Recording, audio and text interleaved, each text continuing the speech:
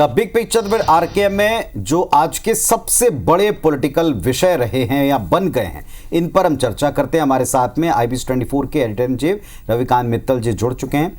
Ravi ji, Sam Pitroda एक ऐसी शख्सियत रहे हैं जिन्होंने कांग्रेस पार्टी के लिए भले ही कुछ काम अंदर से किया हो ना किया हो, लेकिन उनके बयानों ने उनको मुश्किल में डाला।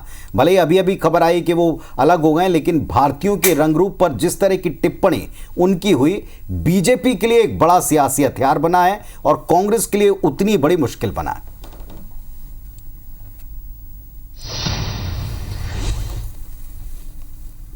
देखिए पुनीत, कितनी गजब बात है कि एक ऐसा व्यक्ति जो कि चुनाव प्रचार में डायरेक्टली इन्वॉल्व नहीं है, देश के बाहर बैठा हुआ है, लेकिन फिर भी इस चुनाव में वो 2 बार मुद्दा बन चुका है, बल्कि यूँ कहें कि 2 बार वो मुद्दे दे चुका है।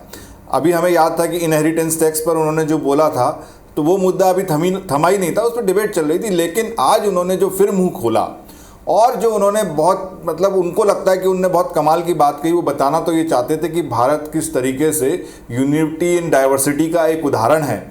लेकिन जिस तरीके से उन्होंने उदाहरण दिया और भारतीयों को चाइनीज़, अफ्रीकन, अरबी और गोरों में बांटा, ये बिल्कुल भी बेकार की बात है। कोई इस तरीके से नहीं बांटना चाहिए। और उनके इसी बयान को प्रधानमंत्री जी ले उड़े।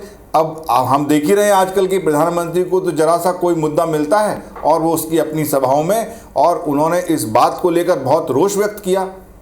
जनरली सबको ही रोष होगा कि आप भाई क्यों इस तरीके से बांट रहे हो, और उन्होंने हर जगह ये कहा कि वो इसको बिल्कुल वो नहीं कर सकते कि इसको मान जाए कि ऐसा है, और इसका विरोध करते हैं, बहुत गुस्से में हैं।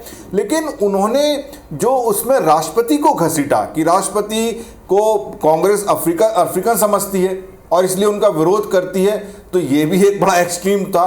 तो मेरा ये मानना है कि पुनीत, हम सब भारतीय हैं, एकदम प्योर भारतीय हैं। हमारा कोई नस्लीकरण या कोई रंग भेद इस तरीके से हमारे को नहीं बांटा जाना चाहिए।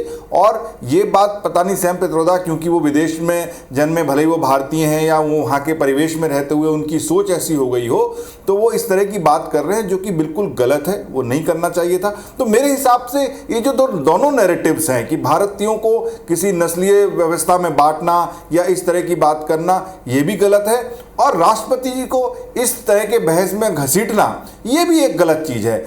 आप विरोध कर सकते हैं, जो उन्होंने कहा उसको दर्शा सकते हैं। उसी दूसरी तरफ कांग्रेस को भी सैम अंकल को समझाना चाहिए कि भैया बाहर बैठे बैठे आप इस तरीके के बैठे बिठाए मुद्दों को मत दीजिए जो कि विपक्षी पार्टी उनके ऊपर हावी हों। तो अब ऐसा लग रहा है कि चुनाव में, जो कि अपन रोज ही डिस्कस करते हैं कि बहुत बड़े मुद्दे हैं नहीं, कोई ऐसा मुद्दा है नहीं कि हर चरण के चुनाव को आपस में जोड़े, इसलिए हर चरण में एक नया और अजीब सा और बेमानी सा मुद्दा निकल आता है, जिससे मुझे नहीं लगता कि जो वोटर है उस पर कोई असर पड़ने वाला है। बिल्कुल, हर चरण में इस तरह के नए मुद्दे देखने को मिल रहे हैं जिस पर हम चर्चा भी करते हैं और उसको लेकर सियासी बयानबाजी भी जमकर हो रही है।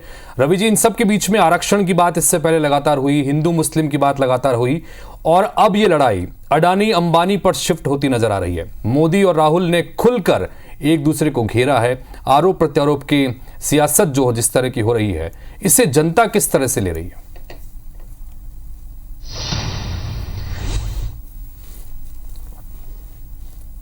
हितेश, कुछ फर्क नहीं पड़ने वाला।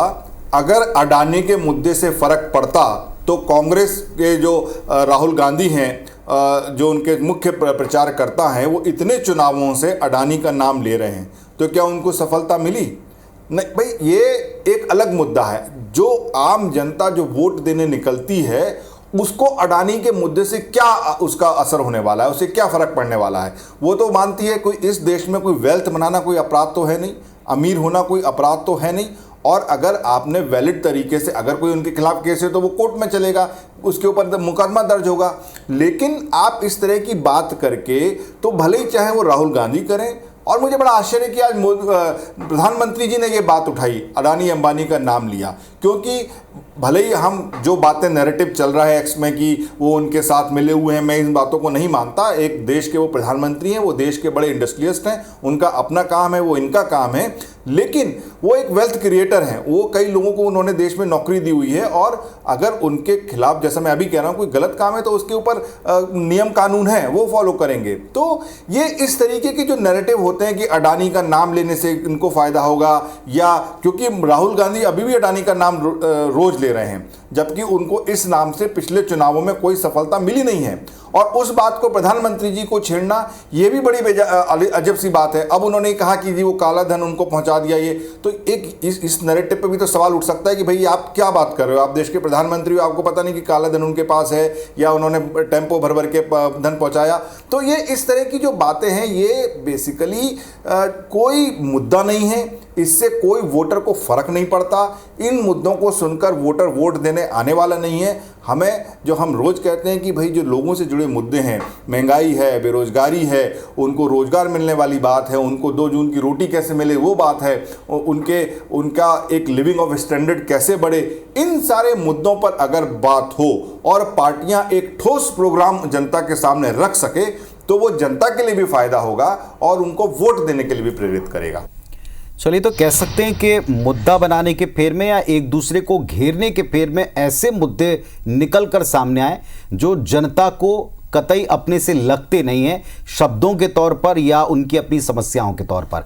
अब देखते हैं कि इसका अगले चरणों तक प्रभाव रहता है कि एक दिन की बात है और फिर 24 घंटे बाद कुछ नए विषय, नए मुद्दे होंगे। बहुत बहुत शुक्रिया रवि जी आपका इस पूरी चर्चा और इसके पीछे के हर पहलू पर बात करने के लिए।